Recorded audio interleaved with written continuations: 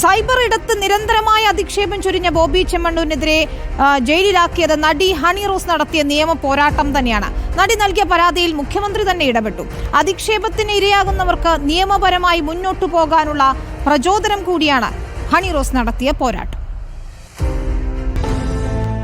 ഒരിക്കൽ കൂടി പറയുന്നു, സമൂഹ മാധ്യമങ്ങളിലെ അസഭ്യ അശ്ലീല ഭാഷ പണ്ഡിത മാന്യന്മാരെ, നിങ്ങളോട് ഇതേ അവസ്ഥയിൽ കടന്നുപോകുന്ന എല്ലാ സ്ത്രീകൾക്കും വേണ്ടി ഹണി റോസ് എന്ന ഞാൻ യുദ്ധം പ്രഖ്യാപിക്കുന്നു.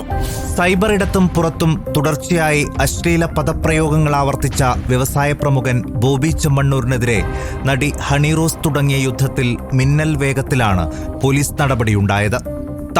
താങ്കളുടെ പണത്തിന്റെ ഹുങ്കിൽ വിശ്വസിക്കൂ, ഞാൻ ഭാരതത്തിലെ നിയമവ്യവസ്ഥയിൽ വിശ്വസിക്കുന്നു എന്നായിരുന്നു ബോബി ചെമ്മണ്ണൂരിന്റെ പേര് തന്നെ പറഞ്ഞ് സോഷ്യൽ മീഡിയയിൽ നടി കുറിച്ച വാക്കുകൾ.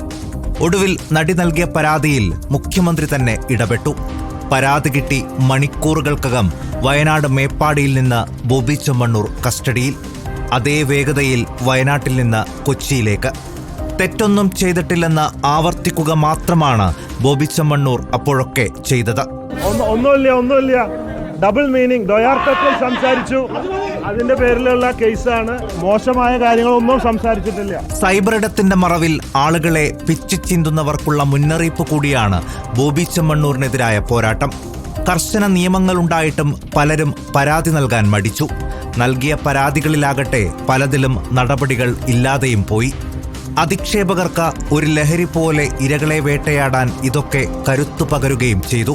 പരാതി പറയാൻ മടിക്കുന്നവർക്ക് കരുത്തു നൽകുന്നത് കൂടിയായി നടി ഹണി റോസ് നടത്തിയ ഈ പോരാട്ടം. News desk reporter.